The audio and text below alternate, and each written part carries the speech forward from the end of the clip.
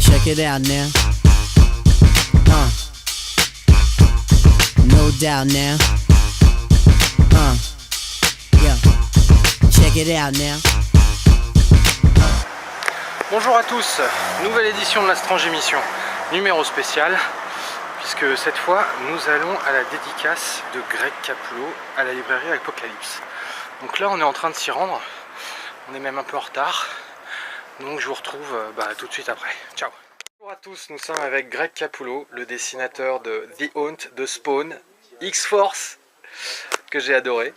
So first of all, it's really nice to meet you. I already said that, but I really mean it. The pleasure is mine. And I'll take this opportunity to ask you a few questions, as I said. Sure.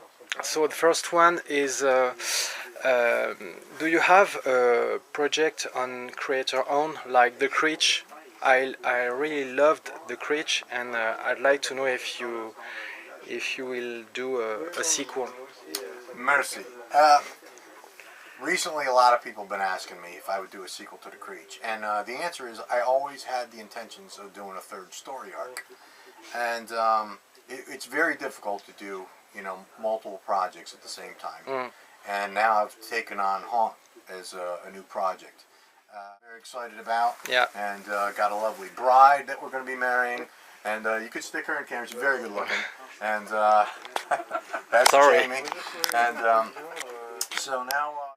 I've always had the general outline in my head as to what's going to take place, and so I'm actually now starting to flesh that out, because the first step is to make a cohesive story, and so I actually have to go back and read everything I did in the first two issues, because there were a lot of threads, and even though I can't pick them all up, I want to take enough to weave through and then be clever enough to write it in a way that anybody who picks up Creech 3 will still be able to follow along, even if they never saw, read 1 or 2.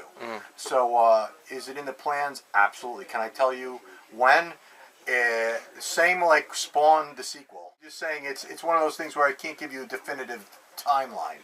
All I can tell you is definitely is in the works. I was wondering, how was your first encounter with Todd McFarlane when? Did he ask you to work with him on Spawn, or did you ask him first? The initial offer wasn't for Spawn. When he approached me, the initial offer was for the Violator miniseries, which Bart Sears drew issue 1 and 2.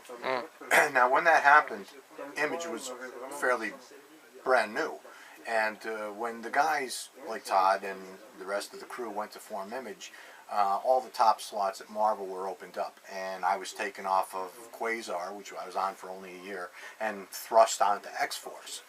And so when Todd called me for the first time, I was like, screw you. I go, and your upstart company, you guys go belly up next week. I go, and they just handed me this peach. I'd be a fool to leave this to come to work for you. And to which he replied, pussy, and hung up.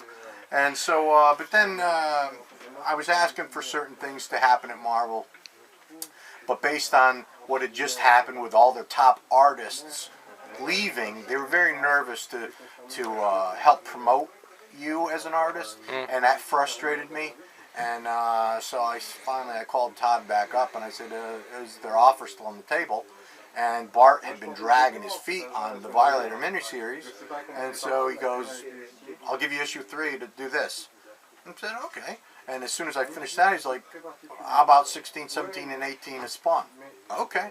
And then I think then it was like, will you do the layouts for me? So, okay. And then I think it was issue 26. It might have been before 26, actually, that he put my name in the credits, but he flopped the name so it appeared that I was the inker. Because, we're all trained to think the top name is the pencil and the bottom name is the inker. But I was penciling it from day one. So I was laying out, and then I went to pencils. And that's it. It just connected at the hip ever since. You are on The Haunt. It's a really violent series, like Spawn. Worse than Spawn. Worst, yeah.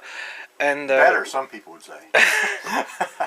I wouldn't pronounce myself on that. And you are working with Robert Kirkman, and how did you work with him? Is he different from Mr. McFarlane? I had to break him in because yeah, the way Todd and I worked, and which is the way I'm used to working. Now, if I went to work for Marvel, I don't expect to work like I did with Todd, because the way Todd and I worked, he would phone me up, and it's time to do an issue of Spawn, and he'd say, "I need 3 or 4 pages of Sam and Twitch. You know, they're going to be talking about this. And I need 2 pages of Wanda and Terry doing whatever. They'll be talking about this. And then give me like 6 pages of Spawn in the alley, and you know, he'll be pissing and moaning about this." That's my direction. He didn't Just care, like that? He didn't care where I put them. He didn't care anything. As long as I included the overall feeling that he needed to convey based on what they would be discussing. So I could put Sam and Twitch in a car, I could put them under a bridge, I could put them in their office, it didn't matter. As long as I did good storytelling and enabled him enough room to put the dialogue that he needed to tell the story he wanted to tell. Now, enter Robert Kirkman. He's handing me these plots that are telling me, I want this number of panels, I want the camera here. I said, no, this can't happen. And, you know, I would first off start off by ignoring his direction, and sometimes intentionally going, "You want the camera there? I'm going to put it over there," to break him in, and to teach him this is not what you can expect working with me. And because some writers are like this, and this is what they expect the relationship to be, and I can't do that. I can't work that way, because what makes me who I am is the way I direct a picture. And I refer to this as a picture because this is no different than a movie, really. Storyboards are done before a director takes a camera on a film set. This is the same thing. So I explained to Robert Kirkman, you are the screenwriter. I am the director. If you want to get behind the camera, get a pencil and get behind the camera. I'm behind the camera. So I will tell the story you want, but in my way. And so, you know, little by little, you know, he eased off the grips, because I'd give him stuff and he'd go, "That's great." "Oh, I didn't think of that." "Right. I did, and I do." And so now he's more relaxed, and we get along well. And I explained to him what Todd's always said: you're getting paid the same amount of money whether you write this many pages or you write this many pages. And we were out to dinner, actually, Robert Kirkman and I, at the New York City Comic Con. And I says, if you saw what I did with what you give me, you would cringe. Now, granted, he is taking it back, and he has lessened what amount of information he gives me. But I said, even with that information you give me, I read a paragraph and I get out my Sharpie and I go, I need this sentence and I need this sentence. And that's the 2 sentences I look at to draw that page. The rest of the paragraph, I'm blind to it. You know? So, but he goes, it's working. So that's all you can ask for. It's working. So yeah, it's a very different relationship, but I've moved him in a direction that I need to be to work. Last question: how long do you expect to stay on the hunt? Okay, well, I will tell the most honest answer, which is I don't know. But the one thing I do know is I will never ever give any project less than 12 issues ever. I just think you owe that much to the fans. You cannot shock a fan so abruptly that, you know, they've just started to follow a book, and lo and behold, they open it up, and what they're expecting to see is not there. There was no greater disappointment when I was a child collecting comic books, and I was following particular artists. I followed artists, obviously, I'm an artist. And I'd get to the store, and I can't wait to get to the store, and I open the book, and he's not there. What happened?